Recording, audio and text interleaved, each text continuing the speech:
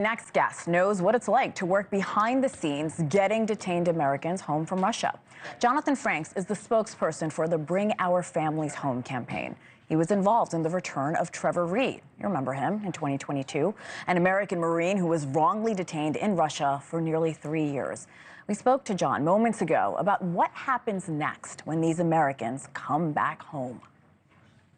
John, you know better than anyone what Paul, Evan, and the other prisoners went through. In Paul's case, it was over 2,000 days, the others over a year.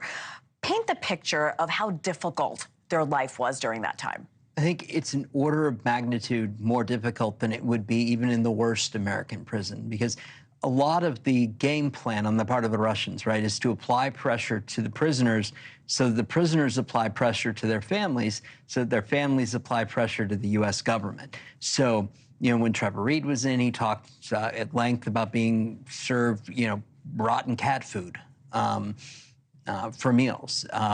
Sometimes folks are at one point, Trevor was forced into solitary confinement, to huddle in the corner when below zero and not allowed to put on enough clothes to stay warm. So it's cruelty for cruelty's sake. From your experience being involved in prisoner exchanges, once these Americans land on U.S. soil, what happens next? What's the immediate next step? Oftentimes they end up in San Antonio, where the Army operates a hostage reintegration program at Joint Base Sam Houston.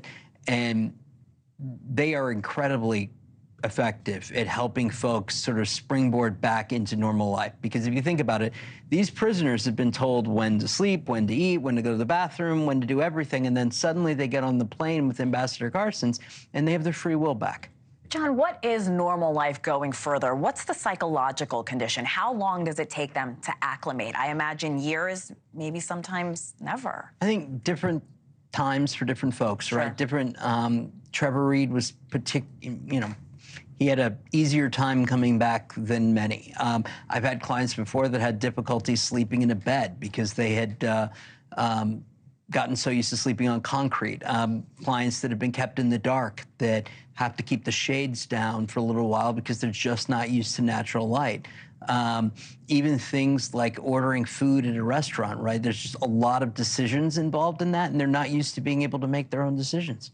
Amazing. So you talked about the San Antonio reintegration program. Talk to me more about that. What are the steps that are taken once they're there? There's a medical component. The Brooke Army Medical Center is there, so they take care of the medical component. And then the Army conducts what's called Post-Isolation Support Assistance, or PISA. What's that? And that is the program in which they help people reintegrate with psychological issues, any other things that might be in the way of their long-term success, so that when they leave, the idea is for them to be able to have a somewhat easier reintegration into life than they otherwise would have. John, how do you think today's swap will be remembered? Do you think it's one of the more significant prisoner exchanges in modern history as we look at the images? I think it's certainly the most significant prisoner exchange in my lifetime. Why do you say that? The number of countries involved, the number of humans involved, and the fact that they managed to do this without any of us finding out in advance.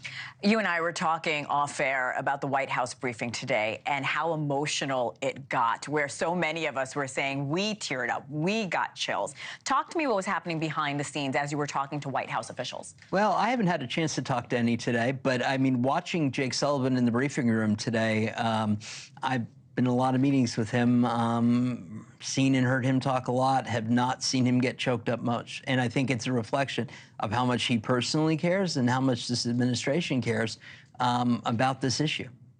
All right, John Franks, your perspective crucial on this monumental day. Thank you so much for joining us. Thanks for having me. Of course. And coming up. Thanks so much for watching. Go to joinnn.com to find NewsNation on your television provider. And don't forget to click the red subscribe button below to get more of NewsNation's fact-driven, unbiased coverage.